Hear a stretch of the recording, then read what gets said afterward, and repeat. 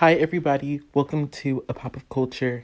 I am your host, the Esoteric and Facetious, and today we're going to be talking about drama within the beauty community, cancel culture, and basically, as the title states, y'all don't want justice, y'all want a show.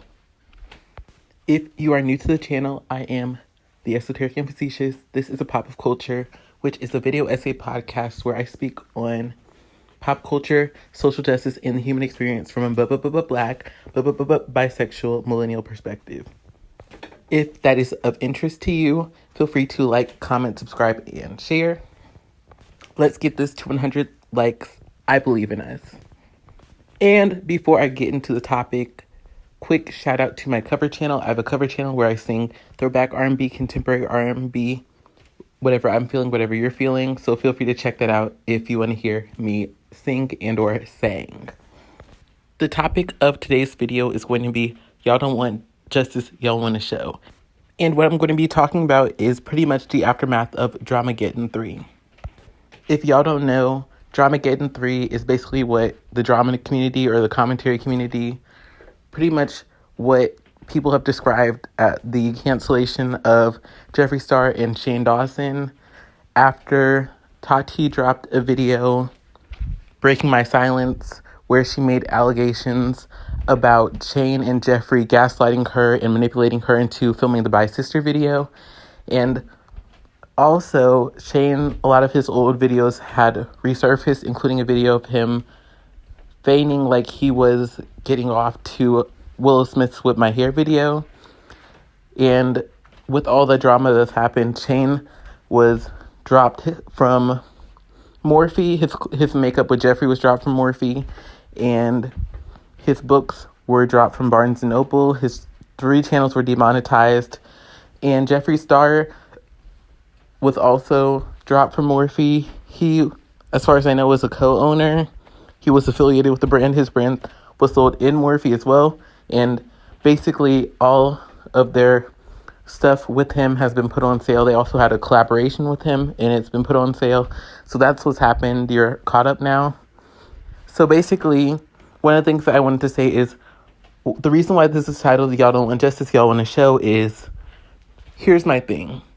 When I don't like somebody or something that somebody has done, I personally will just not support them and not engage with what they're doing, right? So for example, Bill Cosby has been accused of doing some very sick things. So for me, I can just, condemn Bill Cosby and go about my business. And I'm not going to tell anybody how they can't express themselves or how they can, express how they feel about things. That's not my place. But the thing that I've seen online has been people taking the opportunity where Shane and Jeffree are in the hot seat and have taken this to basically use this as an opportunity to say horrendous things about them, to call them out of their name, to insult them, their appearance, their relationships, their past relationships, things of that sort. And my thing is, let's get this clear. Jeffree Star and Shane are millionaires. They're doing better than the majority of the population. They are not victims. They both, as far as I know, have been adults. They're both in their 30s, so a lot of the stuff they've done, especially behind the camera, they've done of their own volition and way past the age of, being young and dumb, okay? So this is not really about Shane or Jeffree. This is about the people, I guess, us, people who are not big public figures with audiences and brands and things of that sort. So viewer, listener, I'm talking to you. This is a conversation between us, okay? One of the things that I guess I have noticed is online, people will say bad things about people who have done bad things. And here's, I guess, the concern that I have. My thing is, you don't have to like Jeffree Star. You don't have to like Shane. You don't have to like any of these beauty gurus or influencers. But one of the things that I personally stand for is, having character and having integrity, right? So one of the issues I have is I will see these people who are not public figures who will spend all their time on Twitter tweeting about how this person is so gross and disgusting and this person's gross and disgusting. And I think for me, the issue I have is, I guess I'm somebody who likes to hold myself accountable for my actions. I think that one of the things that I learned as a child is pretty much the idea of integrity, where basically integrity is what you do when no one's watching. So basically, I guess for me, when it comes to me, I guess creating a presence online and building a brand online, I personally don't want to create a brand where I'm bashing people. My thing is, if somebody said the things that @Jeffree Star said were gross and sick and I don't stand by them, okay, but I think the issue I have is a lot of people, they will just, go after these people's appearances, their past relationships and stuff, and I'm going to go beyond those two. Those two are just the people who are in the hot seat now. But for example, Jaclyn Hill had the controversy with Jaclyn Cosmetics where the lipsticks, some of them were hairy, some of them had different pieces and bits of things. That was completely unacceptable. And I don't stand by that. If you're going to release a product, you need to make sure that it is safe for use, that the product is not contaminated with different things, because anything could happen. And people are putting this on their lips. Their lips, are closed, obviously their mouth, they could be ingesting things, they could get cuts and things of that sort. So I don't stand in any way by the way that Jaclyn, I guess, initially handled that situation, because I feel like she was putting her fans, her audience at risk. So I guess my thing is, I don't stand by what she did there. But the issue I have is a lot of people took the chance to bash Jaclyn, not for the lipsticks, but because they didn't like her. So they took the chance of her having this downfall with her career, and they took a chance to attack her weight and her appearance. And I guess that's the issue I have. One of the things I feel like is kind of hard to distinguish with a lot of this criticism of a lot of the public figures is there is this group of A people, we'll call them Group A. And Group A is a group of people who either are fans of this individual or ambivalent to this individual. They're pretty much people who are meh. I'll call them meh. The Group A is the meh group of people. So let's say that you're not subscribed to someone like, I guess, a James Charles, Jackie I, and whoever it is, like this popular influencer. You're not subscribed to them, but you may have watched a few videos from them. And if they do something, like if they launch a video that you're interested in, you may watch. If they launch a product or they do a collaboration that you're interested in, you may watch them. But you're not obsessed with them. You're not a stan for them. Then we have Group B of people who dislike this person. And there can be valid reasons to dislike somebody. For example, with Jeffree Star and Shane Dawson, they have had racist past. So if you are a person of color, obviously I'm a person of color, I'm Black, there can be some emotions towards that person and what they did, especially when these people are above the age of 21 when they did these things. When they're people after the civil rights movement, like these are a lot of the things that these people have said, they knew that they were controversial. They knew what they were doing. So I guess my thing is, there can be people who are in the Group B who have valid reasons to dislike people. But then I guess there's what I would call Group C, which would be people who I feel like are people who may have less critical, less, I guess, justified reasons of disliking somebody.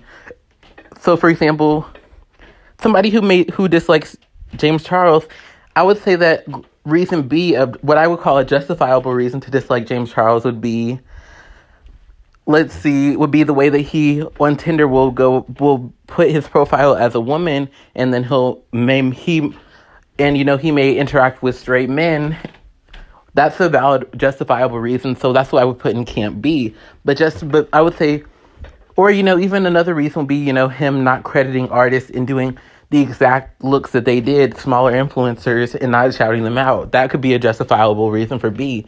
But I would say for maybe justifiable, I would say Group C, which would be more petty reasons to dislike somebody, maybe something like, oh, he's 19 and he's entitled, and he doesn't deserve the millions. Because I think that with a lot of these influencers and stuff, I think that you can be critical of them, and I do think you can debate if somebody necessarily deserves to have millions for uploading videos. But I also do think, I guess my thing with I do think with some of these people who are very successful and stuff, I don't buy into the argument that because you don't like someone, you're jealous of them, because you can be completely fulfilled in your life. Not everyone wants to be extremely rich or wealthy, and everyone has a different definition of success. So let's say somebody wanted to be a nurse. They want to be a nurse their whole life.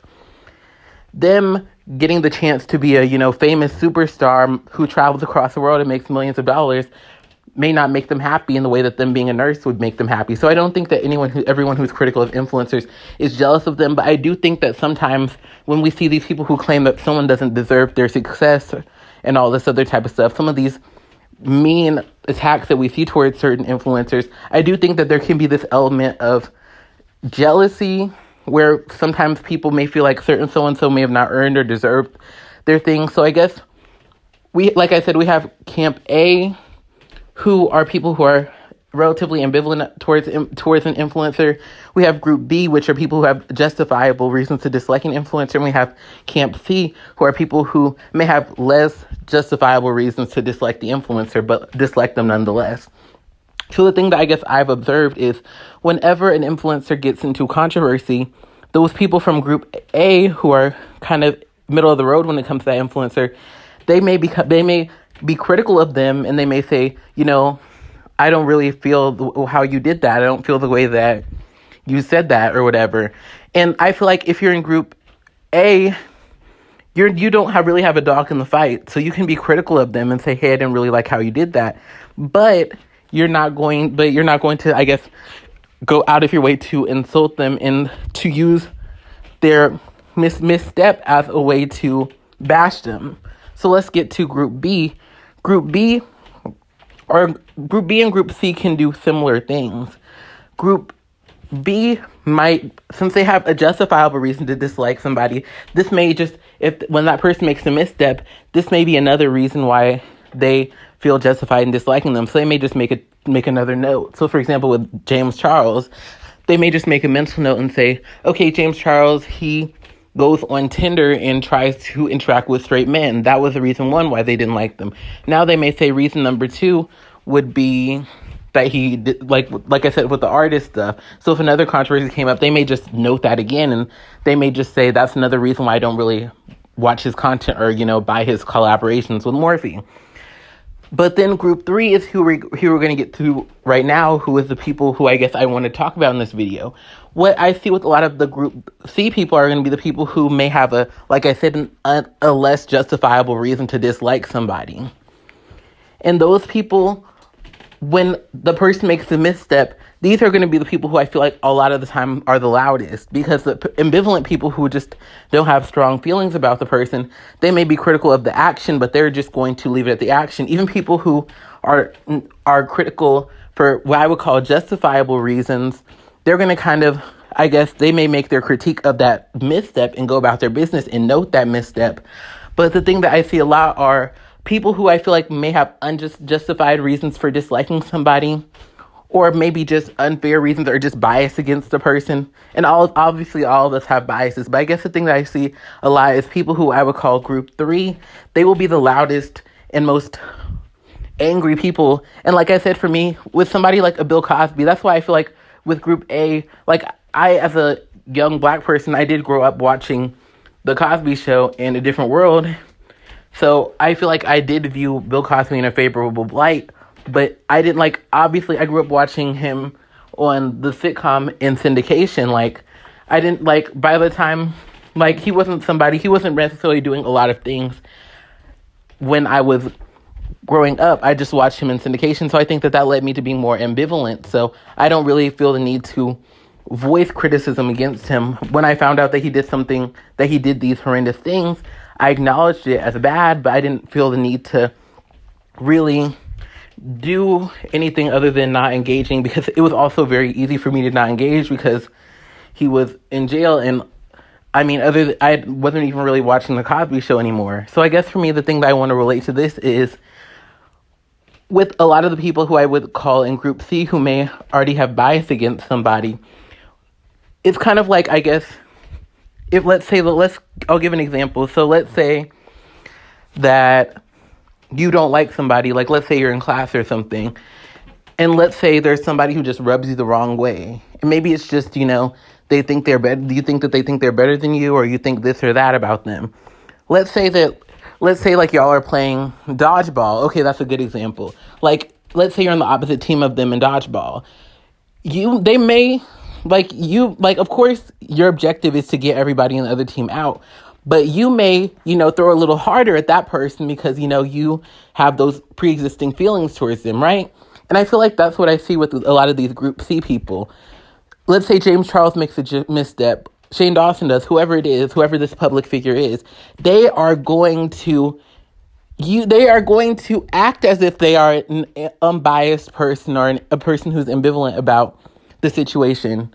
But the reality is they are going to fuel their bias into their critiques. So when it looks like, when everyone's tweeting about this person and, their downfall or whatever happened or whatever controversy happened, it looks like there's a lot of these valid critiques, but mixed in with those valid critiques, I usually feel like there are some Group C people who have already having a vendetta against the person.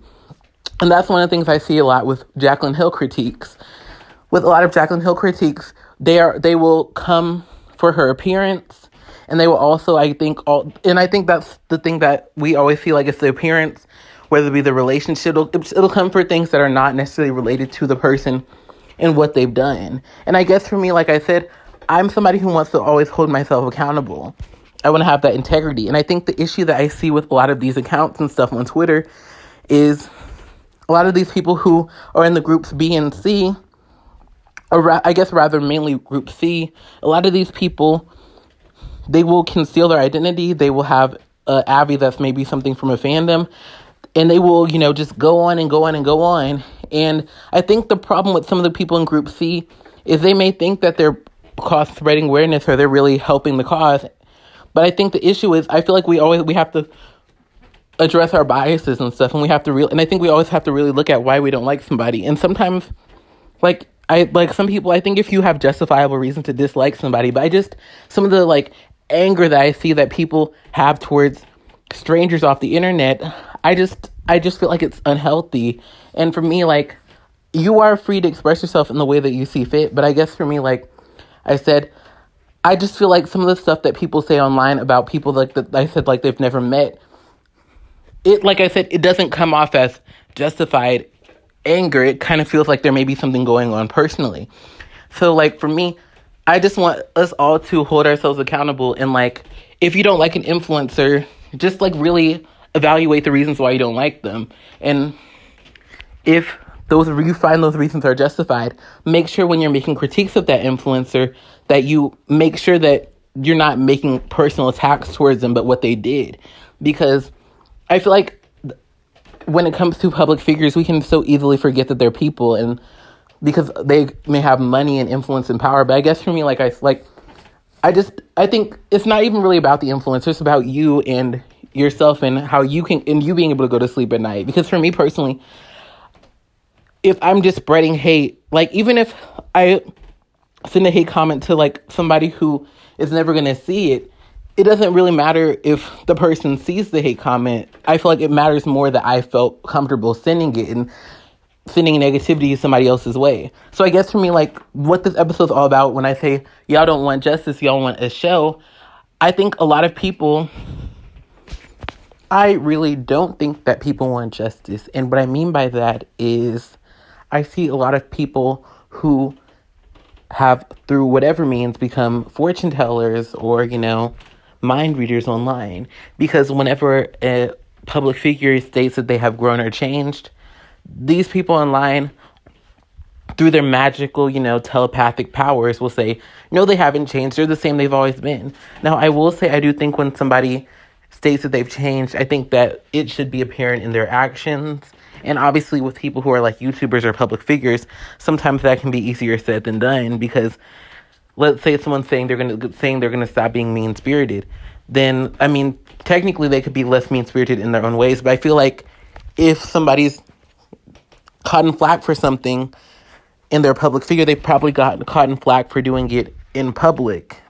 Whether it be on videos or whether it be in interviews or things of that sort. So I feel like if somebody's claimed that they've changed, I do think it is fair to say that if somebody's changed, we should be able to see a noticeable difference. And I think obviously change happens over time.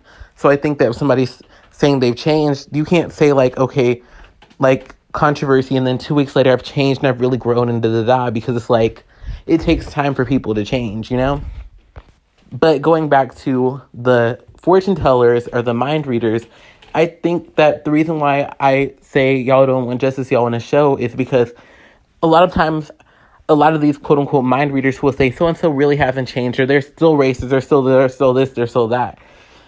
My thing is, if you can provide evidence that somebody after a certain date is still doing a certain type of behavior, then fine. But the problem I have is a lot of times these people, they're just using whether they're telepathic, mind reading abilities to claim that somebody's still a certain type of way without having the evidence to back that up. And it's not just race, but just they're still problematic, they're still bigoted, whatever, and things of that sort. And for me, I just, like I said, I take issue with that, because one of the things that I've realized is, at least in my opinion, sometimes it appears like we don't want certain people to do better. And it's kind of like the thing that I saw with a YouTuber, Seren Sensei. She does great content on, race and racism and things of that sort, so definitely feel free to check her out. But one of the things that she said was that some Black people, and she's obviously Black herself, she's a descendant of American chattel slavery, as am I, and basically one of the things that she stated was some Black people, if all the white people in the world disappeared, they wouldn't necessarily know what to do, because she was saying that a lot of Black people build their identity off of, I guess, white people, and I guess being oppressed by white people. So I guess for me, my thing is, if some of these influencers, like, I feel like sometimes, like, I guess some people who are audience members of influencers, it's kind of like, some people I feel like are in this love-hate relationship with them, where you love to talk about how much you hate XYZ person. So I feel like even if somebody, like, let's say they never get into drama again, it's kind of like, if half your tweets are about why you can't stand this person and why they're so problematic, or half your videos, let's take it there too, because people will play that game too. If all of your content, or so much of your energy is going into why somebody is so bad, then you have a vested interest in making them bad or continuing. And I feel like that's kind of a situation we get into, because I feel like in the beauty, in different communities and stuff, like, I feel like I said, there can become these like weird love-hate relationships. So I kind of feel like we as people, we may not necessarily give people the space to change or allow them to change, because if we allow them to change, then like we don't have this show, when we don't have these big growth influences who are big and bad, who we can kind of say are so problematic. And I think for me, like I said, it comes from like my crackpot theory that I call, like, I guess, people and I guess needing a big bad. And what I mean by that is, a lot of times I feel like people online and people like, everyday people who watch these public figures, I feel like a lot of us can kind of, get into the space where we feel like somehow like we're better than them. And like what I mean by that is, like, we can make, whether it be we're, working a 9-to-5 job, or, like we've had a quote unquote hardships. I feel like a lot of us can kind of feel like somehow we're like on this, like we are in this moral high ground to public figures or YouTubers or things of that sort, because, because like for whatever reason. And I think the reason, like, so I think that we can, a lot of us can get comfortable with this idea of, a lot of us, I feel like sometimes we can kind of not, like, some of the stuff, like I said, some of these public figures do with gross and problematic and should be held accountable. But sometimes I feel like I said, we'll see these people who kind of come off to me like they're like these mind readers who, will continuously say people are problematic and stuff. And I think like what I said, like what I mean by people needing a big bad is, I feel like sometimes we can kind of, I guess, try to create these narratives that certain people are worse and that we're morally superior, because I feel like the tough truth is all of us have the capacity to do bad things, but a lot of times the public figures, they have a lot more eyes on them and they have a lot more power to do wrong.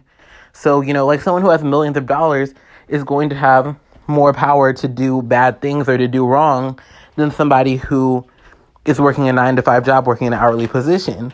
But I feel like we shouldn't get ourselves in this trap, because then you may be saying horrible things to somebody on the internet you've never met and saying mean-spirited things, but you may think that you're better than them because, they lied about the warehouse. They allegedly lied about their warehouse where they had the lipsticks, or when they made the lipsticks.